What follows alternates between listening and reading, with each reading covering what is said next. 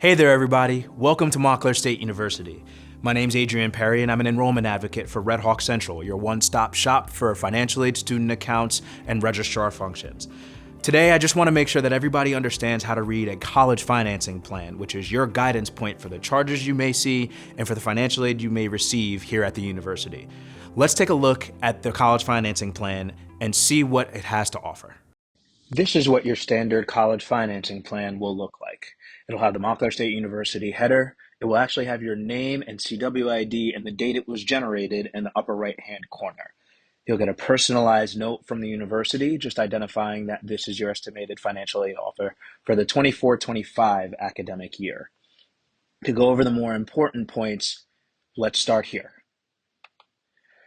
So total cost of attendance is broken down between direct costs and indirect expenses. Direct costs are what will actually be billed to you by the university. So things like tuition. This student chose to live on campus or is looking to live on campus, so you'll see housing and food charges listed here as well. General fees include the typical student service fees and other fees associated with the university. Indirect expenses are expenses and charges that will not be billed by the university, but you may get separately. So things like transportation, if you decide to take public transportation of any kind. Books and supplies will depend on the courses that you're enrolled in, so those prices will vary. The loan fee is for those of you that will be taking federal loans out. That loan fee is actually a processing fee that the federal government takes out before it gets sent to the university. Miscellaneous costs could be anything from apparel to electronics to anything of that nature. What you'll want to really look at is the total direct cost, which is what you'll actually see on your bill from each semester and then in the total on the right-hand side. The indirect expenses get added in just so you have additional math there, so you'll see what that looks like if you incur those other expenses. Beginning in the 2024-2025 academic year, the federal government instituted the Student Index, which is replacing the estimated family contribution. It will be a similar scale where it will use a different algorithm to determine what your financial aid eligibility is. This does not mean the amount of money that you are actually paying the university. It is essentially just a number that the federal government uses to determine your financial aid eligibility. You'll see that the student happens to have a 0E FC, or Student Aid Index, as what it will be called now. So then you'll see their grants and scholarships listed below. They got an SEOG grant, a Pell Grant, University Resident Grant since they're living on campus, the EOF grant because they were an EOF student, and the Tuition Aid Grant. You'll also see a breakdown of the amount of grant funding that they'll receive in the fall and spring and the total for the academic year. These numbers can fluctuate based on your enrollment level from full-time to part-time. What you'll pay for college, you'll see the direct net costs are listed there. That includes your direct charges as well as the financial aid that you're being offered, and that's for the full year. The total net costs, however, is everything put together, including the indirect costs as well as your financial aid. This student also happened to have federal work study, so that's an opportunity for students to work on campus and get additional funding, and they can see the amount that they're getting per semester there too. That number is a federally locked number, so you'll likely see that number if you are eligible for it. You'll see the federal student loans, the subsidized and unsubsidized loans that most students get. Those numbers are federally locked as well. The subsidized loan is a loan where the interest does not build while you're in school, but it does start building once you graduate. 6 months after your graduation date, you'll be expected to start repayment of these loans.